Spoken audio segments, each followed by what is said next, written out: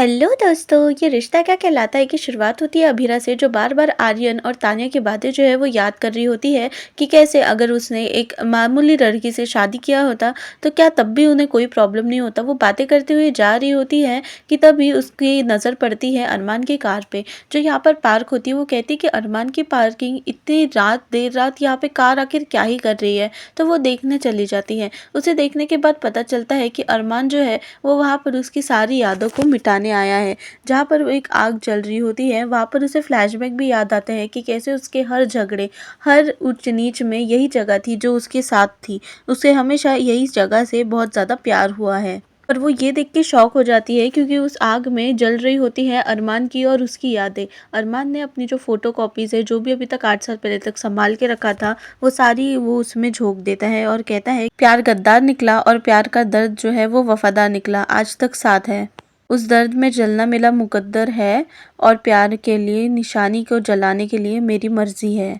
मुझे इससे हमेशा तकलीफ ही हुई है और ऐसी तकलीफ को रख कर कोई फ़ायदा नहीं है, इसीलिए मैं इसको भी आज मिटा दूंगा। ऐसा जो है वो हमारा अरमान जो है वो कह मैंने सालों साल इसे संभाल कर रखा, उम्मीद में रखा, पछतावे में रखा, मुझे नहीं पता पर रखा, पर अब बस हो गया। अब मैं इसमें और जलने वाला नहीं होने वाला, क्योंकि वो रिश्ता तो सालों पहले ही मर चुका था।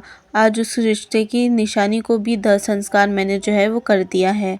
जिसके बाद वो उस रिंग को भी निकालता है, जो रिंग उसने अबीरा को आर्यन के वो झूठे नाटक के वक्त पहनाया था, और कहता है ये हमारी उस झूठे रिश्ते की निशानी है जो हमने दिशा और आर्यन को मिलाने के लिए किया था। जब मैंने सच्चे याद को नहीं रखा तो इस झूठे याद को क्या रखूँगा। आज मैं अग्नि को साक्षी मानकर हमारा सच्चा झूठा हर रिश्ता तोड़ता हूँ अभीरा। वो ये बोलते साथ ही वो जो रिंग है उसे वो डाल देता है और उसकी चमक देखकर उसे और ज़्यादा तकलीफ़ होने लग जाती है कि जो रिश्ता झूठा है उसमें इतनी चमक तो होनी नहीं चाहिए। इतनी चमक के साथ साथ वो रिश्ता इतना देर भी चलना नहीं चाहिए, इसे मिटना होगा। दूसरी तरफ हम मुक्ति को देखते हैं, जो कहती है कि मैं ना बंदर को ऊपर सोने दे दूँगी क्योंकि वो ना नीचे गिर जाती है। ऐसे करने से ना यहाँ पर वो गिरेगी नहीं, और उसे ये मटरी का डब्बा बहुत पसंद है, तो ये मटरी भी मैं खास उसके लिए ही रखती हूँ। वो आएगी तो खाएगी, और अगर मुझे पढ़ाई करने का मन हुआ तो मैं यहाँ पर रहकर उसकी नींद ख़राब नहीं करूँगी, मैं लाइब्रेरी में जाके पढ़ाई कर लूँगी। जहाँ पर वो मटरी को देखकर कहती है कि अब तो आजा बंदर यार, तुझे मैं बहुत ज़्यादा मिस कर रही हूँ, प्लीज़ बंदर वापस आ जा। तुझे नहीं पता है कि मैं तुझे कितना मिस कर रही हूँ। एक गलतफ़हमी की वजह से तू मुझसे इतना दूर चली जाएगी, ये तो मैंने कभी सोचा ही नहीं था। मैं अभी भी तेरा इंतज़ार कर रही हूँ, मुझे पता है कि तू आएगी, प्लीज़ बंदर आ जा। वो रोते हुए यही सब कहती है। दूसरी तरफ एक हेल्पर जो है वो मायरा को एक बॉक्स ला के देता है कि आपके लिए आया है। जब वो खोलने की कोशिश करती है तो वहाँ पर घर के इतने ज़्यादा काम होते हैं कि कोई ना कोई उसे बुला लेता है, जिसकी वजह से वो डब्बा उधर ही रख देती है। जहाँ पर शादी के घर में अब सभी लोग जो मनोज को है वो गिफ्ट देने लग जाते हैं कि ये लो। जहाँ पर फुफासा कहते हैं कि अगर तूने गिफ्ट नहीं लिया ना तो दमयंती जी हमें कहेगी कि कैसे ऐसा कैसे चल गया, हमारी तरफ से गिफ्ट क्यों नहीं मिला। वही तान्या ये सब सुन लेती है और क्रिश को कहती है कि बाबू हमें भी उनके लिए कुछ गिफ्ट लेना चाहिए ना। जहाँ पर वो कहता है कि नहीं, हमें लेने की क्या ही ज़रूरत है। तो वहाँ पर वो कहती है कि रिस्पॉन्सिबिलिटीज़ तो तुम कभी उठाओगे नहीं, ये काम भी मुझे ही करना पड़ेगा। तो तान्या अपने फ्रेंड आयशा को फ़ोन लगाती है और उससे कहती है कि मुझे एक गिफ्ट चाहिए। दूसरी तरफ अब विद्या और माधव जी भी दोनों गिफ्ट लाते हैं और गिफ्ट लाकर मनोज के पास रख देते हैं। मनोज कहता है मेरा बर्थडे थोड़ी है जो आज आप लोग मुझे इतना सारा गिफ्ट दे रहे हो। जहाँ पे मनीषा कहा है उसे भी गिफ्ट देंगे, ये सब बोल रहे होते हैं। तो वहीं से सीढ़ियों से हमारी मनीषा क्यूट सी डांस करते हुए आती है। उसका डांस का जोश का लेवल इतना ज़्यादा हाई होता है कि सब लोग उसे देखकर एकदम चहक उठते हैं और सब लोग डांस भी करते हैं। जहाँ पर पूरा माहौल जो है वो अच्छा हो जाता है। ये लोग सब भूल जाते हैं कि तभी मनीषा गिरने वाली होती है। तो आर्यन संभाल के कहता है कि माँ बस करो, अभी आपको बारात में भी तो डांस करना है, सारा डांस यही कर लोगी तो बारात में क्या करोगी। वहीं पर विद्या और मायरा की नज़र है अरमान पर, जहाँ पर वो देखकर थोड़े उदास हो जाते हैं कि अरमान अभी भी ये बात से खुश नहीं है। जहाँ उनको ऐसा लगता है कि शायद महर के आने से खुशी मिल जाएगी। वही विद्या का चेहरा जो है वो खिल उठता है महर को देखकर। महर के पास वो आती है और बोलती है कि बेटा तुम आ गई। जहाँ महर पूछती है कि आंटी मैं कैसी लग रही हूँ आज, तो वहाँ पर वो अरमान को बुलाती है और बोलती है कि ये तो तुम अपने होने वाले पति से ही पूछो। जहाँ पर अरमान भी आ जाता है और अरमान के पीछे पीछे मायरा भी उसके साथ आती है। जब वो पूछती है कि मैं कैसे लग रही हूँ, अरमान कुछ भी जवाब नहीं देता, बस उसको फेटा जो है वो बांधना होता है आर्यन के सर पे। जहाँ पर वो कहता है कि मुझे जाना है, तो वहाँ पर मायरा कहती है कि पापा बारात को तो बहुत ज़्यादा टाइम है। तभी विद्या जो है वो उसे वेडिंग की फ़ोटोज़ दिखाती है। वेडिंग की फ़ोटोज़ देखने के बाद अरमान अरमान डायरेक्ट कह देता है कि ये रंग तो मैं नहीं पहनूंगा, ये रंग उसे पसंद नहीं है। जहाँ पे विद्या कहती है किसे, तो वहाँ पर अरमान अबीरा का नाम ले लेता है। अबीरा का नाम सुनते साथ ही पूरा माहौल जो है वो फिर से चेंज हो जाता है। जहाँ पे अरमान जल्दी से वहाँ से निकल जाता है बिना कुछ किए। वहाँ पर ये दादिसा आ जाती है और दादिसा और अरमान जो है वो अभी भी एक दूसरे से नाराज होते हैं। जहाँ पे फाइनली आर्यन कहता है कि इतने मुश्किल से मेरी और दिशा की शादी तय हुई है, क्या आप लोग अपनी सारे गम भुलाकर, सारा जो भी एंग्रीनेस है वो सब हटाकर मेरी शादी एंजॉय नहीं कर सकते? क्योंकि मैं चाहता हूँ कि हम सब एक साथ हो जाए और फैमिली ग्रुप हग तो बनता ही है। जहाँ पे सब लोग एक फैमिली हग जो है वो करते हैं। इस फैमिली हग में अरमान के बाद जो है वो महर जाने वाली होती है। अब तानिया ये देख लेती है। तानिया क्या कहती है, तानिया जल्दी से वहाँ चली जाती है अरमान को गले लगाने। जहाँ पर अब महर जो है वो सोचती है कि मेरे और अरमान की रिश्ते में रुकावट सिर्फ अबीरा नहीं है, अबीरा के बाद तान्या भी मेरे रिश्ते में रुकावट जो है वो हो सकती है।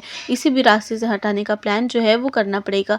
अब सभी लोग जल्दी से बारात के आने की तैयारी कर रहे होते हैं कि तभी वहाँ पे जो है वो बारात आ जाती है। जहाँ पे सब लोग एक दूसरे को बोलते हैं कि ये काम करो, वो काम करो। जहाँ पर उसने गिफ्ट तो मंगाया होता है और गिफ्ट भी आ गया होता है। जहाँ क्रिश कहता है कि तुम्हें और कुछ नहीं मिला, बस चूड़ियाँ ही मिली लेने के लिए। तो वहाँ पे तान्या कहती है कि अगर तुम्हारे पास इतना ही अच्छा आइडिया था क्रिश गिफ्ट देने का, तो तुम मुझे बता सकते थे ना, तुम हेल्प कर सकते थे, पर तुमने तो हेल्प करी नहीं। तो जैसा मैं कर रही हूँ अब मुझे वैसा ही करने दो। दूसरी तरफ हम देखते हैं कि महर और अरमान वहाँ पर रहते हैं। जहाँ पर जल्दी से मायरू अरमान को खींच के कहती है कि चलो ना पापा, हम फैमिली सेल्फी फ़ोटो लेते हैं। जहाँ पे वो सेल्फी लेने के लिए बिल्कुल भी कुछ उत्साहित नहीं लगता और बार बार कैमरे की तरफ देख भी नहीं रहा होता है। जहाँ पे आर्यन जो है वो ये सिचुएशन जो है वो भाप लेता है और जल्दी से मुझे कुछ बहुत ज़्यादा इंपॉर्टेंट काम है अरमान से ऐसा कहकर वहाँ से निकालने की उसे कोशिश करता है। जहाँ मायरा कहने की कोशिश करती है कि प्लीज़ आज तो उन्हें ये कर दो, पर तभी महर जो है वो बीच में कहती है कि नहीं, ऐसे उदास नहीं होते, तुम्हारे पापा को हमने थोड़ा टाइम देना चाहिए।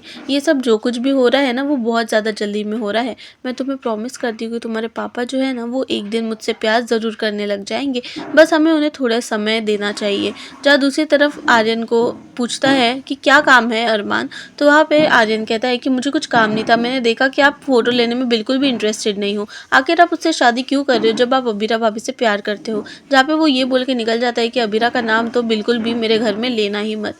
दूसरी तरफ अब जल्दी से बारातियों के आने का टाइम हो जाता है। तो वहाँ पर वो लोग सारे रस्में जो है वो जल्दी जल्दी करने की कोशिश करते हैं। अरमान ने उसे पगड़ी पहना दी रहती है, जिसके बाद हमारी मनीषा आकर कहती है कि वाओ मेरा क्यूटी कितना ज़्यादा क्यूट लग रहा है, और फिर उसकी नज़र भी लगा देती है। नज़र का टीका जो है वो लगाने के लिए जो है तान्या आगे बढ़ती है। वहाँ पर उसे उसकी जो तलवार है वो भी दी जाती है और मनीषा से उसे ढेरों सारा प्यार और आशीर्वाद भी मिलता है। जहाँ दूसरी तरफ अब एक और रस्म होती है, काजल लगाने की रस्म, जो घर की सबसे बड़ी बहू जो है वो करती है। अब तान्या जो है वो काजल की रस्म करने वाली होती है कि विद्या जो है वो मना कर देती है कि तान्या बुरा मत मानना, पर ये जो रस्म होती है वो घर की बड़ी बहू करती है और घर की बड़ी बहू तो यहाँ पर है ना महर, तो ये रस्म जो है वो महर को दे दो, तुम ऐसा मत करो। वो डायरेक्टली उस सबके सामने रोक कर के महर के पास वो थाल ला के दे देती है। जहाँ पर दादीसा जो है वो फाइनली बोल उठती है कि नहीं, ये जो रस्म है वो तान्या ही करेगी, क्योंकि बड़ी बहू जो है वो अब बनने वाली है, बनी नहीं है अभी तक, और हम हमारे संस्कारों को भूले नहीं है। विद्या ये रस्म वो करती है जो घर की बड़ी बहू होती है, और अभी तक घर की बड़ी बहू वो बनी नहीं है। जहाँ पर विद्या कहती है कि एक ही तो दिन का फ़र्क है, कल बन ही जाएगी। जहाँ पर दादीसा कहती है कि रस्मों का मजाक मत बनाओ, घर की बहू इस वक्त सिर्फ और सिर्फ तान्या है, तो इसकी वजह से ये जो हक है वो तान्या को ही मिलना चाहिए। जहाँ पर तान्या को वो कहती है कि जाओ तुम ही नज़र का टीका लगा दो। जहाँ पर वो जल्दी से वो प्लेट जो है वो ले लेती है और जल्दी से आर्यन को जो है वो टीका लगा देती है। जहाँ पर आर्यन कहता है कि वाह, मुझे तो बहुत दोनों भाभीियों का आशीर्वाद मिल गया। जहाँ पर ये लोग कहते हैं कि दोनों भाभी का आशीर्वाद कैसे, तो बोले कि काजल मुझे तान्या ने लगाया है और काजल बनाया जो है वो अबीरा ने है। जहाँ पर जल्दी से जो अरमान है वो भी टीका जो है मायरा को लगा देता है। जब उसे पता चलता है अबीरा ने ये बनाया है तो मायरा को बिल्कुल इच्छा नहीं होती। जहाँ पर जो महर है वो कहती है कि मेरी रुकावट सिर्फ यही नहीं है, मेरी रुकावट जो है वो तान्या और आर्यन भी बन सकते हैं और दादीसा भी बन सकती है, ये तीनों ही मेरे लिए खतरा है इस घर में। जहाँ पे सब लोग बहुत ज़्यादा खुश हो जाते हैं कि तभी जब लोग बारात के आने वाली होती है तभी महर जो है वो दादीसा के पास जाती है और दादीसा से ब्लेसिंग्स मांग रही होती है। वो कहती है कि मेरी नई ज़िंदगी की की शुरुआत होने वाली है। मुझे पता है कि आपको मेरा और अरमान का रिश्ता पसंद नहीं है, पर क्या आप फिर भी मुझे आशीर्वाद दे सकते हैं, क्योंकि अभी कल तो मैं इस घर की बहू बनने वाली हूँ। वो ऐसी बातें करती है और उनके पैर पकड़ने की कोशिश करती है, आशीर्वाद माँग रही होती है। जहाँ पर हमारी जो दादिसा है वो उसके सर पे हाथ रख के आशीर्वाद तो दे देती है, पर ऐसा देती है जिसे देखकर सभी शॉक हो जाते हैं। वो कहती है कि मैं तुम्हें आशीर्वाद देती हूँ कि तुम्हारी ये जो गृह गृहस्थी है वो अच्छे से चले, और भगवान तुम्हें सद्बुद्धि दे कि जिस राह पे तुम चल रही हो वो रास्ता तुम्हारे लिए बिल्कुल भी नहीं है। वो रास्ता और वो मंजिल भी तुम्हारी नहीं है। तुम जिससे शादी करने वाली हो, ना वो तुम्हारा होगा, ना तुम किसी की माँ बन पाओगी। जहाँ पर वो ये आशीर्वाद देती है तो मेहर को बहुत ज़्यादा गुस्सा आता है कि वो इतने प्यार से सबके सामने उसका पैर पकड़ रही है, और दादीसा जो है वो इतना बड़ा आशीर्वाद दे रहे हैं कि उनकी घर गृहस्थी जो है वो बनने से पहले ही टूट जाएगी। और ये देखने के बाद मेहर जो है वो बहुत ज़्यादा गुस्सा हो जाती है। तो वहाँ पर विद्या आके कहती है कि तू टेंशन मत ले, मेरा आशीर्वाद तेरे साथ हमेशा है और तेरे लिए मेरा आशीर्वाद ही काफ़ी रहने वाला है। विद्या हमेशा की तरह गलत रास्ते पर चल रही होती है और विद्या को रोकने वाला भी फिलहाल इस घर में कोई नहीं होता है। जहाँ पे बारात आ जाती है तो लोग जल्दी से बारात के इसमें जाने की कोशिश करते हैं। मायरा वहीं पर रह जाती है और मायरा वो बॉक्स जो है वो देखती है। वो बॉक्स के ऊपर उसकी नज़र जाती है तो वो ओपन करके देखती है। उस बॉक्स में उसके बचपन की सारी जो निशानियाँ होती है वो होती है। मायरा की फ़ोटो, उसका रबर बैंड, उसका जो शॉर्पनर है, ये सारी चीज़ें उसकी होती है। जहाँ पर वो देखकर ही ये सब पहचान जाती है और कहती है कि वाह, ये सब तो मेरी चीज़ें हैं। ये आखिर किसने रखी है मेरे लिए? ये सारी मेरी बचपन की वो यादें हैं जिन्हें मैं कभी भी भूल नहीं सकती। जहाँ पेंसिल वगैरह भी होती हैं, वो ये बॉक्स को रख देती है। दूसरी तरफ सारे ही अब नाचते गाते बारात की तरफ पहुँच जाते हैं, जहाँ पे बारातियों को देखकर सब लोग बहुत ज़्यादा खुश हो जाते हैं। तो वहीं पर जो हमारा आर्यन है वो दुल्हन को देखने की कोशिश कर रहा होता है। तान्या उसे देखने ही नहीं देती। तान्या कहती है कि नहीं नहीं दूल्हे राजा, थोड़ी देर तो अब रुक जाओ। वहाँ पर कृष भी उसे ताने मार रहा होता है। तो वहाँ पर मनीषा कहती है कि नहीं नहीं नहीं, आज मेरे बच्चे की टांग खिंचाई नहीं होगी, क्यों लाल टमाटर। जहाँ वो खुद ही ये सब कह के हंसने लग जाती है। अरमान का शक्ल तो अभी भी उतरा हुआ ही रहता है। आखिर इतनी बड़ी बात होती है। जहाँ पर मायरा जो है वो मेहर को थैंक यू बोलती है कि आपने बचपन की मेरी इतनी सारी चीज़ें जो है वो संभाल के रखी, इसके लिए थैंक यू। जहाँ पर वो बॉक्स दिखाती है तो जो मेहर है वो क्रेडिट लेने के लिए तो हमेशा आगे रहती है। तो मेहर ने वही किया। मेहर ने किया जब मायरा उससे पूछती है ना कि ये सब चीज़ें आपको कहाँ से मिली, तो मेहर कहती है कि तुम भी मेरी बेटी जैसी हो ना, इसलिए मैंने बचपन से तुम्हारी सारी चीज़ें जो है वो हमेशा संभाल के रखी है।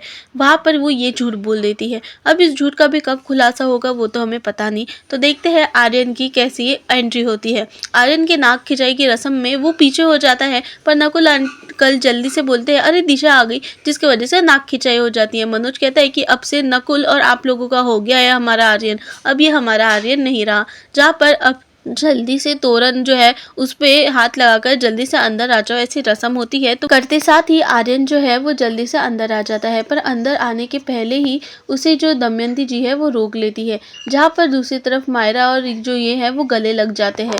उसी तरफ जो हमारी अबीरा है उसकी एंट्री होती है, क्योंकि दमयंती जी कहती है कि एंट्री तो तभी होगी जब आप लोग जो है वो आरती उतारी जाएगी, और आरती उतारने के लिए हम जल्दी से आरती का थाल बुलाते हैं। और आरती का थाल लेकर और कोई नहीं बल्कि अबीरा आती है उसकी आरती निकालने के लिए।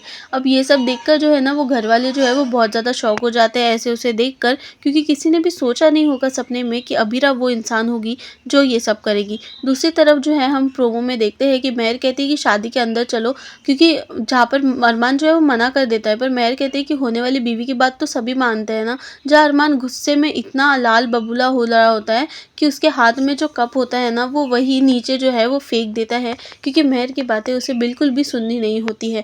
वो इतने ज़ोर से फेंक देता है, इतने गुस्से में होता है कि देखकर मेहर जो है वो डर जाती है। जहाँ पर दूसरी तरफ अरमान जो है वो उसे कहता है कि मुझे ये सब कुछ नहीं करना, तुम यहाँ पर हो इसलिए रहो, पर तुम मेरी बीवी जो है वो कभी भी नहीं बन पाओगी। दूसरी तरफ जो अबीरा है और मायरा की बात सुनते, जहाँ मायरा कहती है कि मुझे तुमसे कोई बात नहीं करनी, जहाँ अबीरा कहती है कि तुम्हें मेरा बॉक्स मिला या नहीं मिला। आखिर एक माँ ही तो है जो उसकी बेटी की यादें संजो के रख सकती है। आखिर माँ के अलावा ऐसी कौन ही रहेगी जो ये सब तुम्हारी चीज़ें संभाल के रखेगी। अब मायरा जो है वो कंफ्यूज हो जाती है कि ये डब्बा तो मुझे मेहर ने दिया है, तो आखिर वो डब्बे के बारे में अबीरा को कैसे पता चला। अब तो कोई है भी नहीं यहाँ पर, और इतना बड़ा सच का खुलासा होते हुए देखकर मुझे ऐसा लगता है कि शायद अब मायरा रहेगी जो खुद मेहर पे अब इल्ज़ाम लगाएगी, या तो उसका सच जो है वो बाहर निकालने में इनकी मदद करेगी। तो दोस्तों एपिसोड कैसा लगा सब्सक्राइब करना भूलना मत। मिलती हूँ